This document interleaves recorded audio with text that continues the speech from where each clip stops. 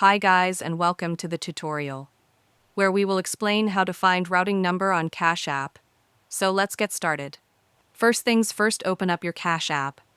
This will bring you to the home screen where you usually see your balance and other quick access features.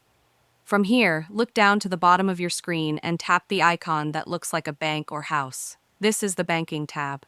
Once you tap on that, you'll be taken to the Money page of Cash App. This is where you manage all things related to deposits, transfers, and account settings. Now, right at the top of this page, you should see a section that says Account and Routing Number. Go ahead and tap on that. Now you're in the section that displays your routing number and account number. If you don't see the numbers right away, don't worry, Cash App hides them for privacy. To reveal them or to share them, all you have to do is tap the little copy icon next to each number. This will copy the info to your clipboard so you can easily paste it into a form, message, or email. And that's it, super simple.